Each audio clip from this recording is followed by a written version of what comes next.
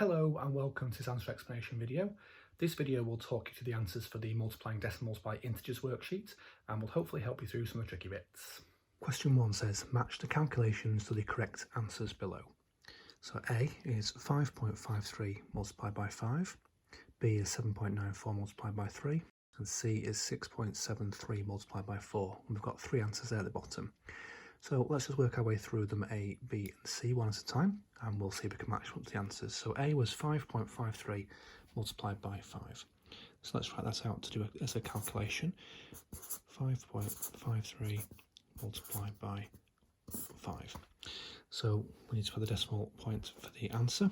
So we'll start with the least significant digits over here, the hundredths. So 5 lots of 3 hundredths will be 15 hundredths. So the 10 of those hundredths we'll exchange those for a tenth, and the 5 hundredths are left over there, so 15 hundredths. 5 multiplied by 5 tenths would be 25 tenths, add on the 1 tenth would be 26 tenths, so we'll need to exchange 20 of those for 2 ones. And then 5 again multiplied by 5 ones with 25 ones, add on the 2 ones, will be 27 ones. So the result of that will be 27.65 and that would match up with answer 2. So A matches up with answer 2. B is 7.94 multiplied by 3. So let's write that out. 7.94 multiplied by 3. Decimal point for the answer. So we'll start with the hundredths. 3 lots of 4 hundredths will be 12 hundredths. So we'll exchange 10 of those for a tenth. 3 lots of 9 tenths will be 27 tenths, and with the other tenth there with 28 tenths, so we'll have to exchange 20 of those for 2 ones. And 3 lots of 7 ones will be 21, and the 2 ones earlier on will be 23. So that will be 23.82, and that matches up with answer number 3. So B matches up with answer 3. And finally, C is 6.73 multiplied by 4. So let's write that out. 6.73 multiplied by 4. Decimal point for the answer. So 4 lots of 3 hundredths will be 12 hundredths, so we'll have to exchange 10 of those for a tenth. 4 lots of 7 tens will be 28 tenths, and the tenth from earlier on will be 29 tenths. We'll exchange 20 of those for 2 ones, and 4 lots of 6 will be 24, with 2 ones will be 26, so it'll be 26.92. So C matches up with answer number 1. Question 2 says a bag of sand weighs 7.437 kilograms. How much would 6 bags of sand weigh? And circle the correct bar model below. Well, if we work it out as multiplication, then we should be able to work out which of our options there, A, B or C, matches up with the result of our multiplication. So we're talking about 6 bags of sand, and each bag weighs 7.437 kilograms. So the actual question really is 6 lots of 7.437 kilograms. So let's write this out as multiplication. So it's 7.437 multiplied by 6. Decimal point for the answer, and we'll start off with the thousandths. So we've got 6 lots of 7 thousandths, which will be 42 thousandths.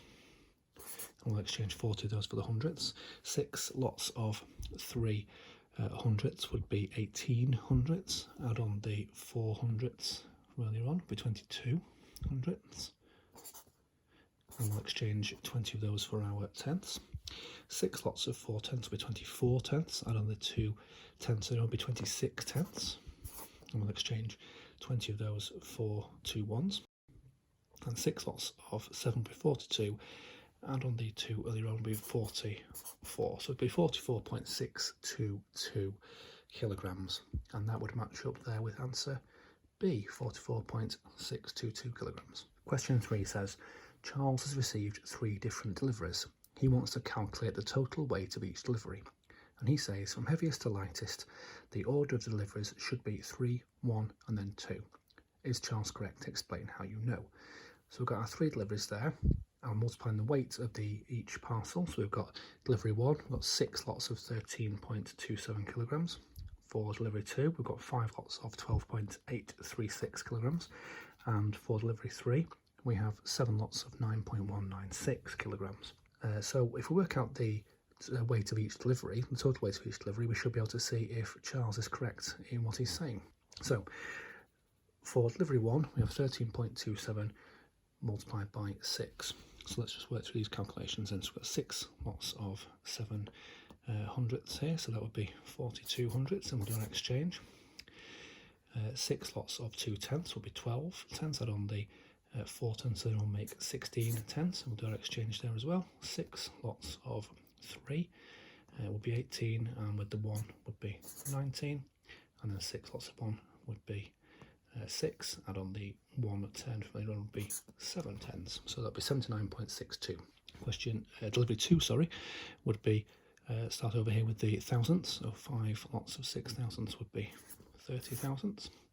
5 lots of 3 hundredths will be 15, add on the 3 from earlier on that we exchanged, that would make 18. 5 lots of 8 tenths will be 40, add on the 1 will be 41 tenths, and we'll do our exchange there for 4 ones. 5 lots of 2 would be 10, add on the 4 would be 14. 5 lots of 1 would be 5, add on the 1 would be 6, so 64.18. And for delivery 3, 7 lots of 6 thousandths would be 42, and we'll exchange there for 4 hundredths. 7 lots of 9 would be 63, add on the 4 would be 67. 7 lots of 1 tenth would be 7, add on the 6 would be 13. And 7 lots of 9 would be 63, add on the 1 would be 64, so it'd be 64.372. So Charles says that from heaviest to lightest, the order of the deliveries should be 3, 1, and then 2. Well, the heaviest delivery there would be delivery 1 at 79.62 kilograms, and then the next lightest delivery would be 64.372, and the lightest would be 64.18. So from heaviest to lightest, it should be 1, 3, and then 2. So Charles is not correct. That was a video for the answers for the multiply decimals by integers worksheet from Classroom Secrets. If you want to watch a video tutorial linked to the skills in this worksheet, you can go to kids.classroomsecrets.co.uk, or for more resources linked to this skill, you can go to classroomsecrets.co.uk.